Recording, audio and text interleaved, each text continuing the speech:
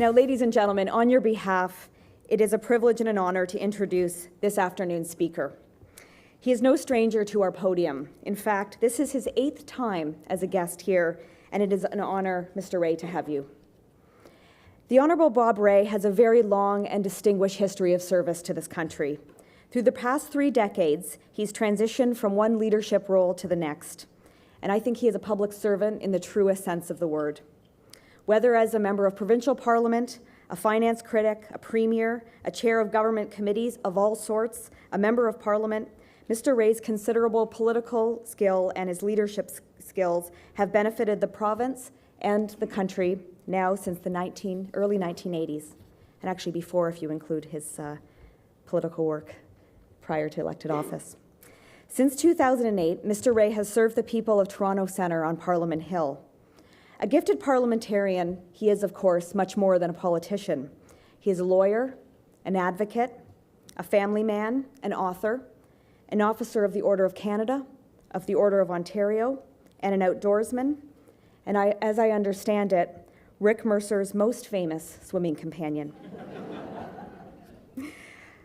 Born in Ottawa, Mr. Rae is a graduate of the University of Toronto. He was also a Rhodes Scholar, where he obtained a philosophy degree from Oxford in 1971. One of the many issues about which he is passionate is energy and its role in the Canadian economy. Canada, of course, is internationally recognized for our wealth of resources across the energy sector. But as Mr. Rae will explain, our country has no national strategy to develop this energy abundance in a sustainable way. Today, Mr. Rae will discuss the need for national leadership on the issue of energy and talk about what is needed to address this big issue facing Canada today. Mr. Rae, welcome back to our podium. Thank you for being here.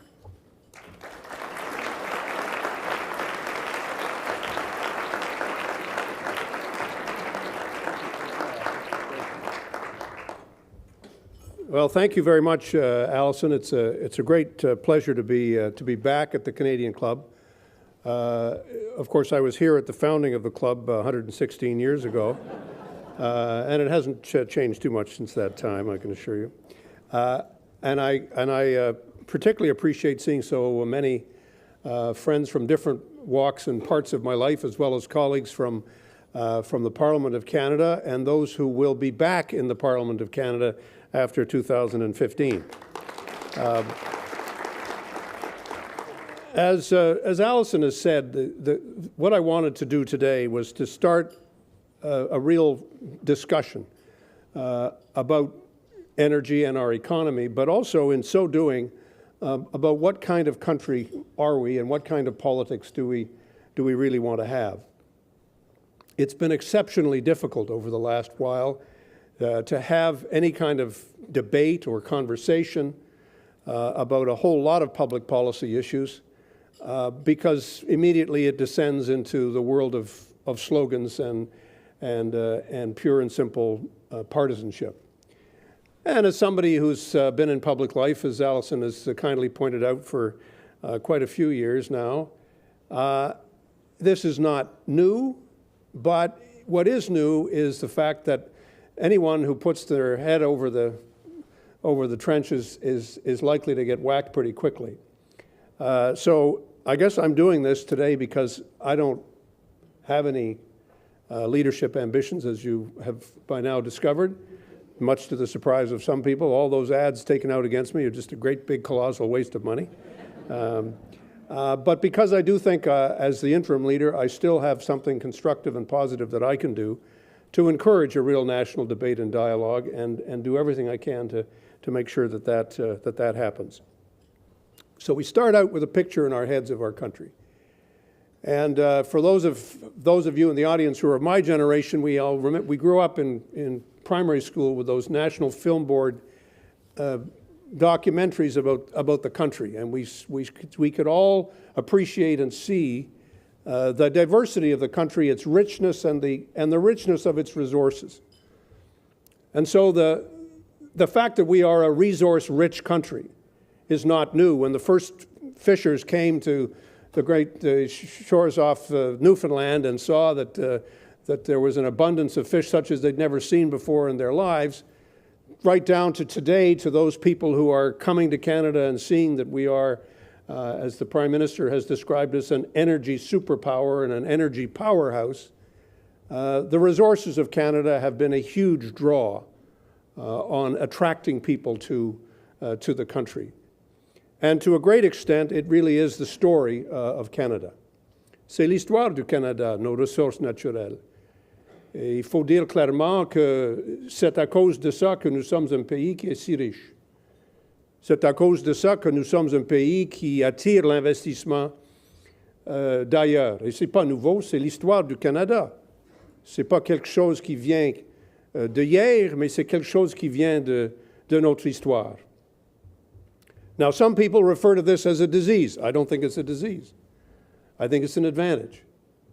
I don't think there's anything wrong or anything to be ashamed of, the fact that we are a resource-rich country. The fact that today we are an oil and gas-rich country. That's really not the issue. What's at issue is, what do we do with these resources? How do we develop them? How do we do it in a sustainable way? How do we ensure that the riches that accrue from it come to all parts of the country and not just to one part of the country?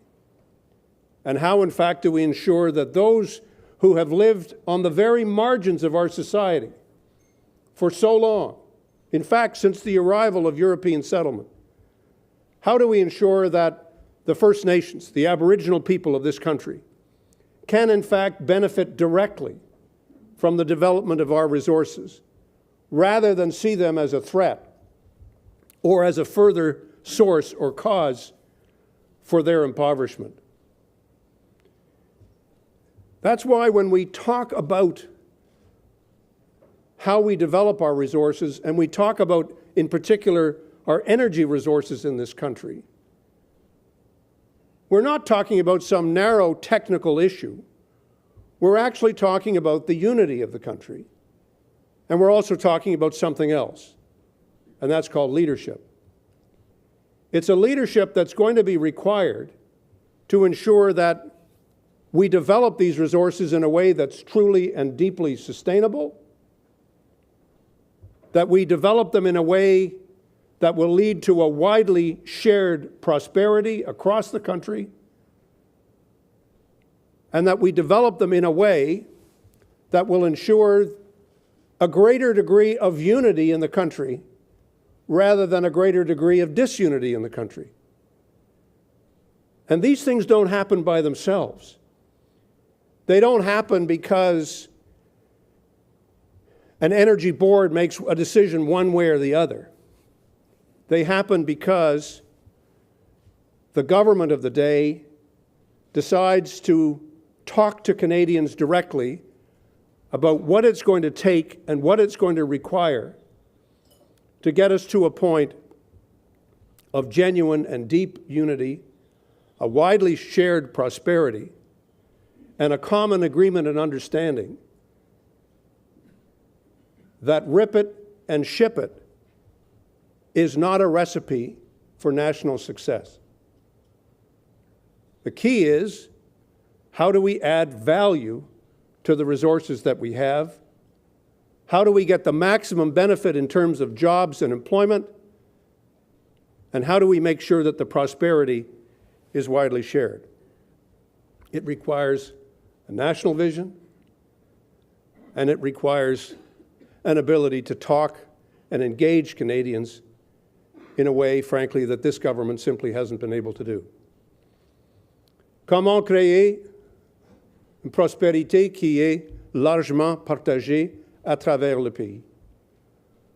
Comment assurer que la population autochtone ne sera plus marginalisée? Ils vont pouvoir prendre avantage des ressources, avantage des richesses, et que ces richesses seront vraiment partagées d'une façon claire et nette et intelligente.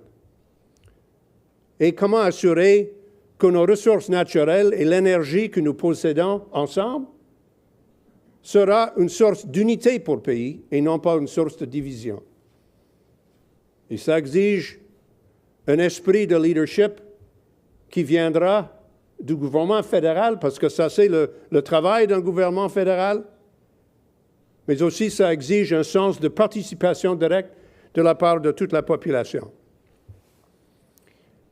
You know, I've been doing a lot of traveling lately. I was in BC over the weekend and took a day to go up to Kitimat, which is a place that you'll be hearing a lot more about over the next few months and years, and spoke as well in Prince George. In the course of visiting those two communities, I spent time talking to some Aboriginal leaders. And the bad news, of course, is that there's a lot of frustration. I would say even that there's anger. There's anger and frustration at the sense of being excluded, of not being part of the solution, of not being taken seriously, of not being engaged. And I think the National Chief, Sean Atleo, had something to say about that just this week in a letter that he apparently wrote to Prime Minister Harper. I think it's a frustration we have to listen to as Canadians and understand. The good news that I heard was quite different, and frankly, different than I think a lot of Canadians are hearing.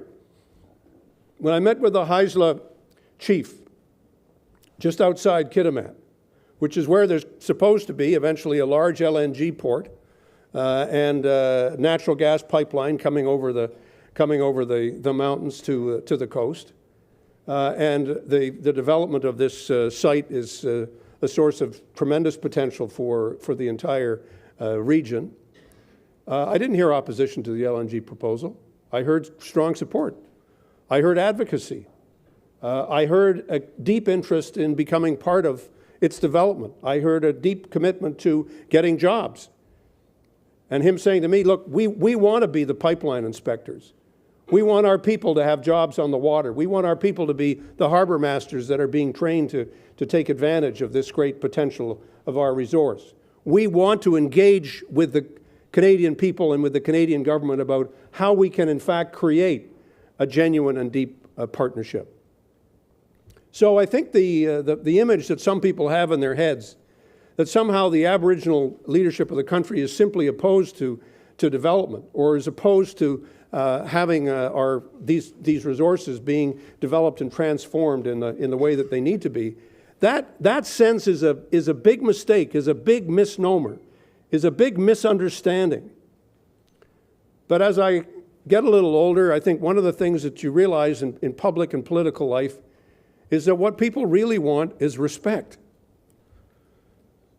To be an effective leader, you have to understand that every member of your caucus wants a little respect.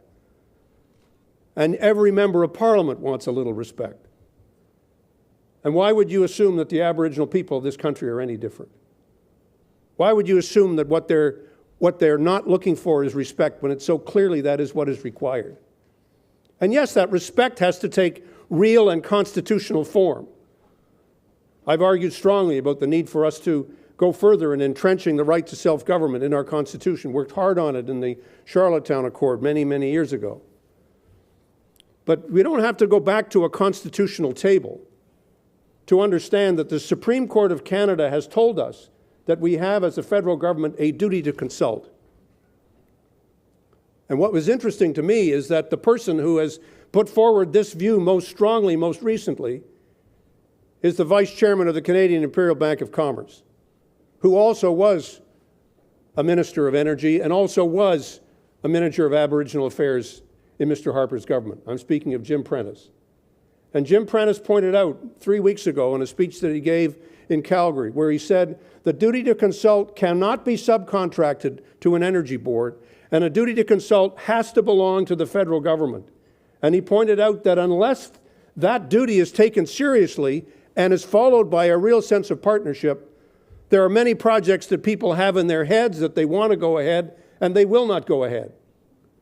And they will not go ahead because the Aboriginal people have not been brought in to be part of the solution and part of the answer. So we often see the Aboriginal issue as being something, oh, we'll get to that later on. Souvent, nous pensons que nous pouvons le faire plus tard. Mais écoutez, c'est la province du Québec qui nous a montré le chemin. En se rendant compte qu'il n'y aurait pas de projet au nord du Québec sans l'appui, sans la participation directe de la population autochtone. C'est la province du Québec qui a signé les accords avec les Cris et les Inuits du Nord. Ce qui a créé l'opportunité pour changer, pour transformer l'économie du Nord du Québec. Ils l'ont compris, ils l'ont fait. Effectivement, nous avons besoin d'un gouvernement fédéral qui aussi a appris cette leçon si primordiale, si fondamentale.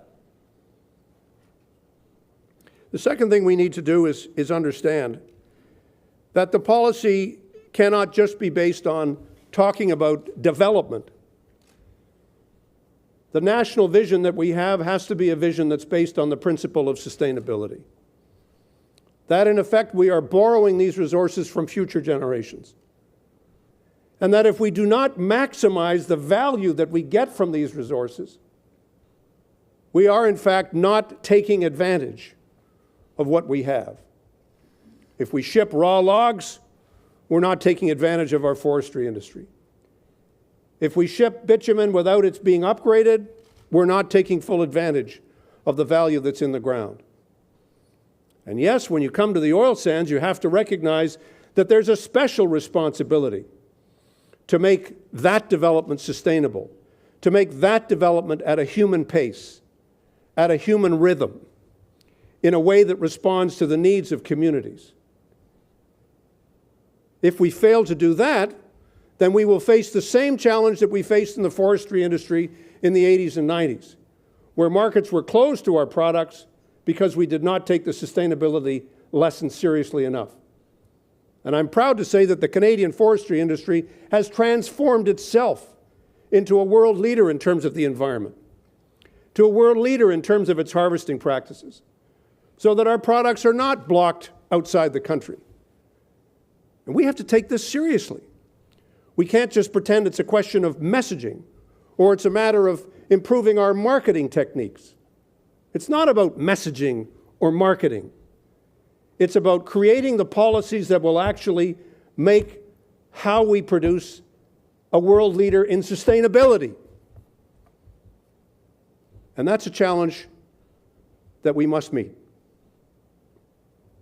I also want to say today to everyone in this room that we have to move the discussion along with respect to this question of carbon pricing. Do you know who's providing the leadership today on carbon pricing? Province of British Columbia and the province of Alberta. They're not afraid to talk about carbon pricing. They're not afraid to use market mechanisms to force innovation and more conservation. They're not afraid to send the right messages to markets. They've done that. They've moved ahead of the game. The Conference of CEOs under the leadership of John Manley has said exactly the same thing. We have to send a signal to the markets about the price of carbon going forward, and we have to do it in a way that once again will force producers and force the industry to become more innovative. And that's a more effective way to do it than, and this is really ironic coming from a so-called conservative government, the kind of centralized command and control regulatory approach which now seems to be the vogue in Ottawa. Now, you and I both know our shared experiences as a country in trying to have a national conversation on this question of carbon taxing or cap and trade, either technique, either method of trying to create a signal to the markets about price. But I'm here to tell you that if we don't send a signal to the markets about price, the market won't take us seriously when it comes to conservation, and the market won't take us seriously when it comes to greening the economy, and the world won't take us seriously when it comes to those things. What's more, the industry itself is asking for this. Talk to a CEO of any major energy company in Canada, and they will tell you we need to know what prices are going to be and what government policies are going to be in order to allow us to make and justify the investments to our shareholders that we know we have to make. 2 projects right now on carbon capture, 2 separate major projects on carbon capture have been put on hold by 2 major companies for the simple reason that there is no signal to the market. That's wrong. But I know full well that anyone who steps up to the plate and says, this is something we have to do, and at the same time provide for tax cuts to lower and middle income people, provide for real cuts in income taxes, make sure that regions that are badly affected are helped and not hurt, it's quite possible to do it. That anyone who suggests it will immediately have their head blown off. But having had my head blown off many times, I don't mind. What I do mind is the absence of national leadership. What I do mind is the fact that the provinces are getting together, and getting together again at the end of this month. They're going to be talking about the need for a national energy strategy. They themselves are taking steps to move forward. The province of Ontario, the province of Manitoba, province of Nova Scotia, they all want to move forward. Quebec wants to move forward. It already is ahead of the federal government when it comes to setting targets and getting there and sending signals to market. So the federal government is hiding under its chair while that conference is going on, and the federal government is hiding under its chair when the national industry and the CEOs of this country are looking for leadership, and they don't find it. Why would provinces be squabbling between Alberta and British Columbia? I'll tell you why. Because there's no leadership. S'il n'y a pas de leadership fédéral, nous savons très bien les conséquences. Les conséquences seront encore des batailles entre les provinces, des batailles inutiles qui ne vont pas aider l'unité nationale, qui ne vont pas aider la situation, mais qui sont inévitables dans l'absence du leadership fédéral. Finally, before I close, I want to say a word to all of you about foreign investment. I think we have to understand as a country that without foreign investment, broadly speaking, we wouldn't have the kind of wealth and we wouldn't be doing as well as we're doing as a country. That's a simple reality. We're a country whose resources and whose entire economy attracts investment. It attracts people worldwide who are looking for opportunities to put their money into and to invest. Now, we've had this debate as a country over the years. We've seen some of the benefits and also some of the risks. And I think today we need to have from the federal government, before it makes a decision on Nexen, we need to have a clear statement from the federal government with respect to what are the rules at play and how are they going to work. Interestingly enough, other governments are doing this. You go to Australia, for example, they have a clearly set out policy. They talk very clearly about the national benefit to the economy of Australia. They promise people that their investments will be considered carefully, but according to a clear set of guidelines, with some industries set out as being extremely sensitive, others as being less so. All those things set out in a regulatory form which is crystal clear and categorical, and we don't have that. We have companies that are applying that get refused, and they don't actually know why it was refused. We now have a situation where the government has asked twice for an extension and has not told us why they need an extension, nor have they told us what criteria they're going to apply to the Nexen investment. And, you know, there will always be those people who will simply be opposed to the investment by a Chinese company. And there will also be some people who are going to always be opposed to investment wherever it comes from. But that isn't going to drive our country to prosperity. What is going to drive us to prosperity is a willingness to have clear rules and then to apply those rules and explain to the country why what is being done is being done. You can also set out the criteria quite clearly. How much activity is going to remain in the country? How much control will Canadians have at the management level? How much commitment is the new company making to Canadian innovation, to Canadian R&D, to support for our universities, to support for other charitable activities and other features of corporate responsibility?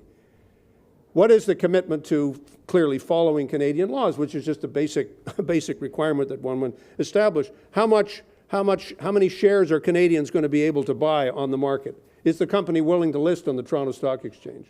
Can we have the same degree of transparency applied to that investment as we would have to any investment which would be made by a Canadian or other companies?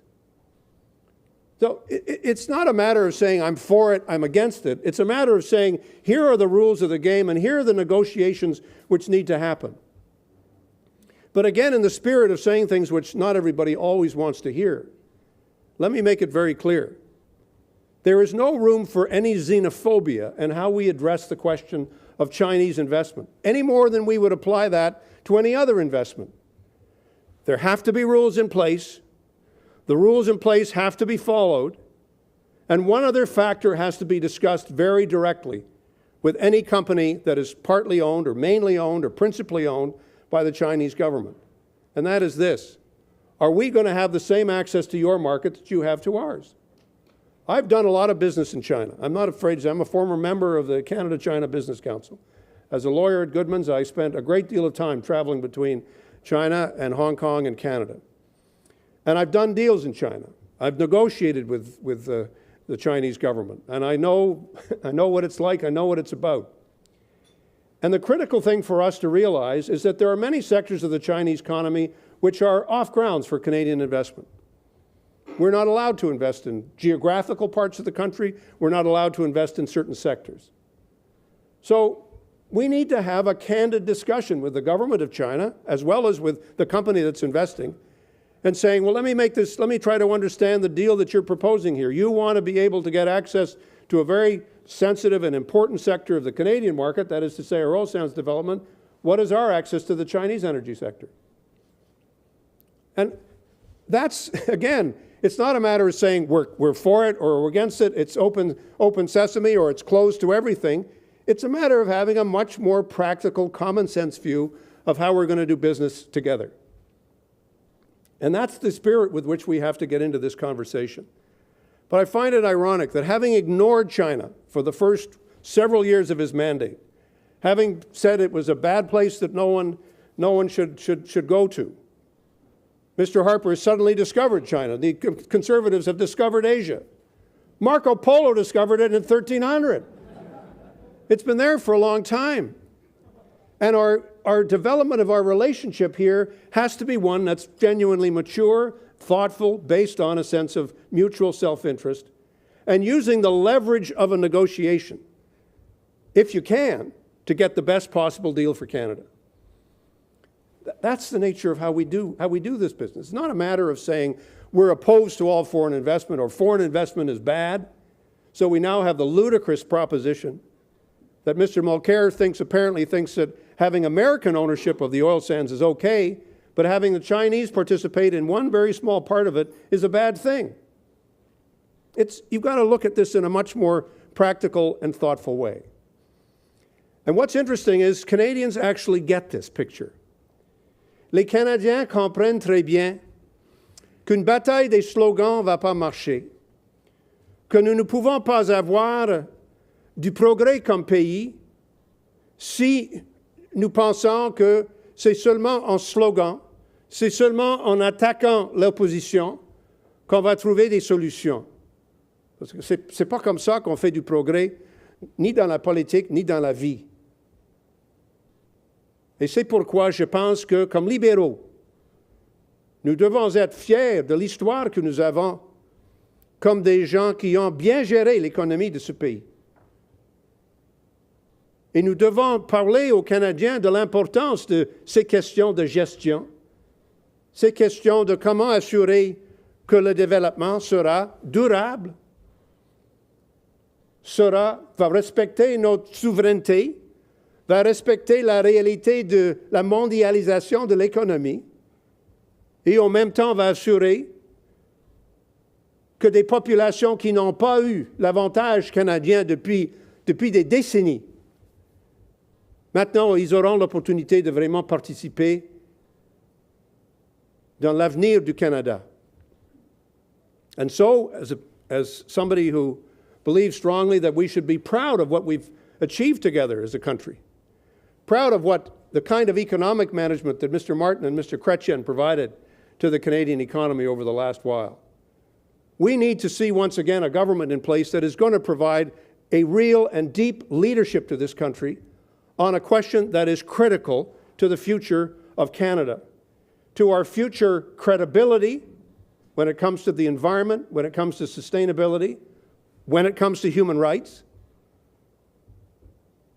and that is going to speak as well to the need for us to create new partnerships that will always deepen and broaden the prosperity that we can create. It's not just a matter of fighting slogans. It's not a matter of talking about the carbon tax or talking about the Dutch disease or whatever basis upon which you want to throw insults back and forth in the House of Commons or on the airwaves. It's a matter of understanding that Canadians get it. Canadians want to develop our resources. We want to continue to do well in the world. We also want to be proud of our record when it comes to the environment, when it comes to innovation, when it comes to building deep and real partnerships with the most impoverished people in this country. That's how it'll get done. It will get done with leadership. It will get done with a real determination for us to show the way. And I'm proud to say that our party and our caucus, Kirsty Duncan, who's here, and my friend John McKay, who's here, I'm sure there are other colleagues who are here, we're working hard on these and other issues each and every day. And we are determined to provide this kind of leadership to the people of Canada because we think they deserve it. Thank you very much.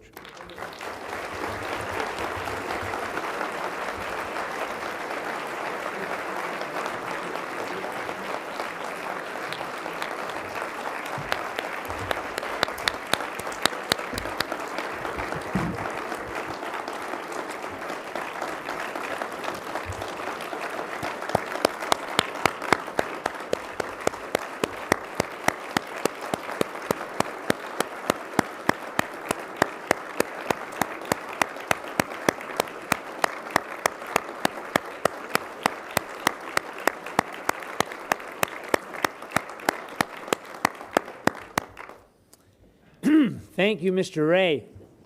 My name is Howard Brown, ladies and gentlemen, and I'm a director of the Canadian Club that's been given the indeed honor today to thank our guest speaker, and it is truly an honor because I've admired Mr. Rae's work for over 30 years when I first met him as a young MP arriving in Ottawa in 1978. And it's quite easy to see why Bob Rae has been voted best orator many times by Maclean's magazine. They say when people arrive in Ottawa, they want to see one guy speak, and we've been privileged to hear him, and of course the Canadian Club has had the privilege of having him speak 8 times at this podium. Mr. Rae, you've been a mainstay of our country's political landscape for many, many years, as you say, and we owe you, all Canadians, a deep debt of gratitude for the leadership that you've shown and continue to show on important issues that affect us all. Whether it's the greening of our economy, the national energy policy, whether it's foreign investment, you've looked at all of them today. Your passion of purpose has always driven you to fight for worthy causes, locally, nationally, internationally.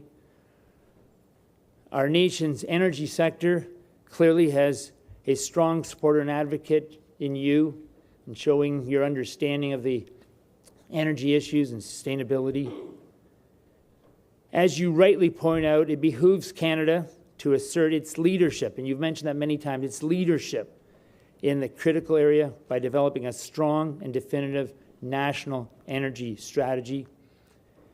Mr. Rae, on behalf of the Canadian Club of Toronto and all Canadians, we want to thank you, give you our sincere thanks for your generosity of time today, the energy, the wisdom, the traits you have offered us so many times over.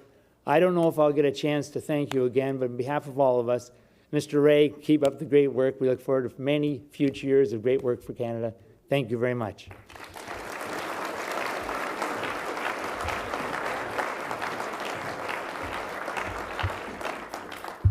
Thank you, Howard. Thank you, Mr. Rae. It's an incredible privilege to be a part of the Canadian Club, and particularly this year as president, because I get to spend many lunches hearing from such fascinating people. Earlier this year, we hosted Lloyd Robertson, the recipient of our Lifetime Achievement Award after 60 years in broadcasting. And he said that the Canadian Club was Canada's podium of eloquence. And Mr. Rae, thank you for proving Mr. Robertson right today.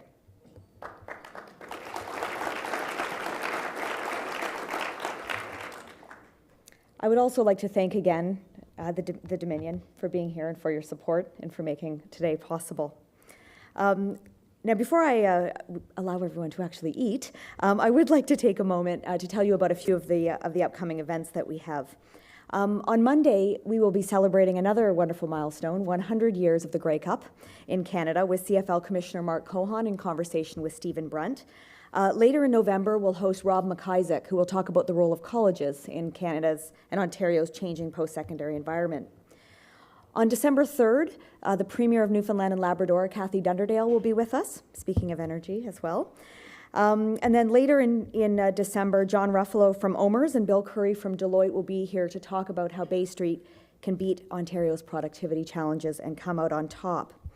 I figured that today there'd probably be at least one or two Liberals in the room. Maybe more. So I thought I would let you know that on December 6th, we will be hosting all 6 of the candidates who are seeking the leadership of the Ontario Liberal Party in a conversation hosted by TVO's Steve Paikin. So to order tickets to any or maybe even all of these Canadian Club events, you can visit our website at canadianclub.org. Now this formally concludes our television programming, which will be broadcast on Rogers TV in the days to come. We continue to be very grateful to Rogers and to 680 News for their continued coverage of Canadian Club events. Now, before we begin lunch, ladies and gentlemen, if you would, please stand as you are able and join me in a toast for to Canada. Cheers, everyone. I don't have a glass. You can imagine it in my hand. Cheers. Thank you again very much for being here, and have a wonderful lunch.